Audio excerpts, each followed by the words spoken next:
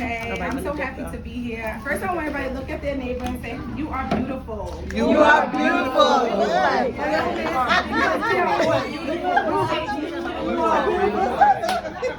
We always say Yes, it's very important to affirm ourselves and affirm our friends and family that we love, because sometimes we don't hear it enough. And sometimes we're so busy being moms, wives, employers, employees, daughters, that we sometimes lose ourselves. So I want to talk about, and I love all that Kate said, because it kind of, like I said, alignment, right? We've known each other for years, and just social media kind of keeps us connected.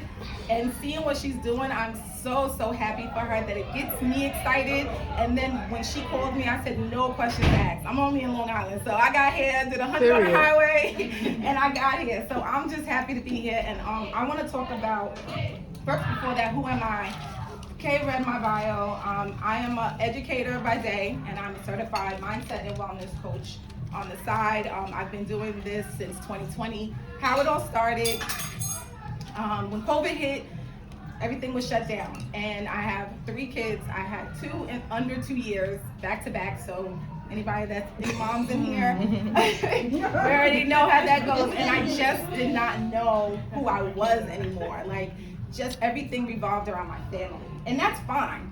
But we are so much more than just moms, and so much more than just wives, and so much more than friends, right? So when people say, who are you? And you say, I'm a mom, right? Yeah, that's what you do. That's your role, but that's not who you are. You know what I'm saying? Who you are is on your inner core, your core values, what you believe about yourself. And so in 2020, the world shut down, and I got to kind of dig deep on finding myself again. What I like to do. I knew how to cook, and I wasn't cooking. So now that I'm home, I'm able to now tap into that. And then that's when the book was birthed. I always was a journaler. I always wrote, and but I kept it to myself. And I said, my journey, the things that I've been through, we all have trauma. We've all experienced something that, from a child, from a relationship, whatever, that held us back. And what I was 4 parts that kind of help us to grow forward from our past pain. So with that, and finding and writing the book and finding myself and finding what I love and realizing, like, okay, that's my family, but what's my purpose? What am I supposed to be doing outside of that, alongside that, right? And the title of the brunch is Be Like a Star, Creating Your Own Shine with Your Own Light. Today I want to talk about finding your purpose, which is shining your light. Because if you don't walk in your purpose, your light you're not walking in what God has for you, and how you're supposed to shine for others to attract to you, how you're supposed to impact others, how what your purpose is. And I think there's 4 parts. When I found my purpose in coaching and speaking and sharing my truth, I'm gonna share them right now. So purpose is defined as the reason for which something is created. My definition of purpose is that nudge to act. When you feel like that intuition, as women, mothers, we have this natural intuition in us, and it's things that we may not want to answer, but the nudge doesn't go away. When it's a calling on you, it's not going to go away. You're going to have to surrender to God for that nudge to get into that purpose. So it's a nudge, a tugging on your heart, the passion to impact change, or the passion to impact others. That's when you have your purpose. That's when you're operating in purpose, right? So there's 4 steps to pursuing purpose. The first one is acknowledging the nudge, knowing that there is something that's happening. It's a nudge. God is like, go girl. And how many times you feel like, I should do that, but Can I stop you for a second? So, in creating KP Lux, there was such a stall, because I'm like, are you sure you want me to do this? Are you sure this is what you want me to do? And no matter how much times I deviated from it, I was right back to the same thing. Yeah. So I am walking in my purpose. Yeah, and I believe that the nudge doesn't go away, because the ultimate goal for us is for God to get the glory out of us. And there's so many people that die with their purpose inside of them, their talents, their gifts. And so we got to answer the nudge. So that's the first thing, is acknowledging it. And also, sometimes it could be a feeling, and you're like, God, if that's you, listen, I ain't no preacher, but I know where my help comes from. So I'm like, me and God is like here. But if I'm saying, God, if that's you, like bid me to come show me. I'm like, yo, I'm not that bright, so I need you to make it crystal clear. I need to know. And when he does, I answer. I walk in it because guess what? It's alignment, and you're gonna see the blessings fall, right? So the first thing is knowledge and a nudge.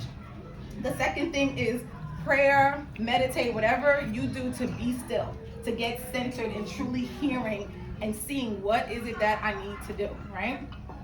And then the third is setting your intentions. And what that looks like is a plan, right? What do I want to do? How does this look? We can be so scattered with doing all of the things, right? And it may feel like this is it and then it's a wall. And this is it, but being very strategic in our planning. This is, okay, this is the end. Let's reverse engineer it. Let's see how we can work this plan that God is showing me that I need to accomplish, right? So setting plans, setting goals. And when we set goals, we need, which is the fourth thing, to take action. My thing this year in 2023 is action equals abundance in 2023, right? No longer are we letting opportunities pass us by. No longer are we not answering the call. Somebody asked me to do something and it's on me, not wearing other people's stuff or being a burden or whatever, but if it's a true alignment, I'm gonna step in it. And even if I don't, I'm an introvert, so it's kind of like, I don't really wanna, but if I know that this is what God is telling me to do, I do it. And then I feel like at the end, it's like, oh, thank you, Lord. You know what I mean? So basically, I'm gonna recap. Pursuing your purpose is acknowledging the nudge, praying, meditating, being still, listening, right? We always wanna do our own thing, and we always wanna think we have the answers, but sometimes we have to just be quiet, and we just have to listen. And then he will clearly reveal himself. And what he wants you to do. And then the next, setting your intentions. What's the goal? What's the plan? And when you have your goal, whatever it may be, there's actions to it. It's not enough just to have the goal. I want to lose 20 pounds in 2023. In the story.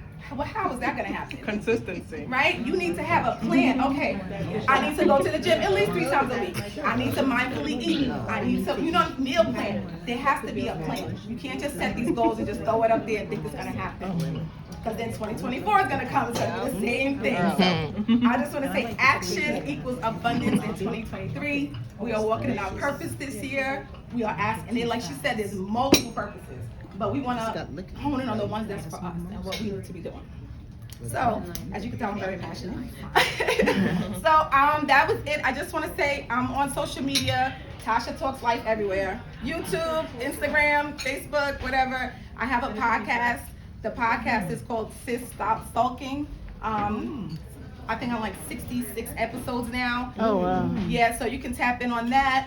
And then I have my book, Sis Stop Sulkin, God's Plan is Greater, How to Grow Forward from Past Pain. So there's 4 key frames in here with journal prompts relating to the reader. So as you read through this, I share little stories of my journey with journal prompts and affirmations to align with yours. So thank you so much, you beautiful women. I'm so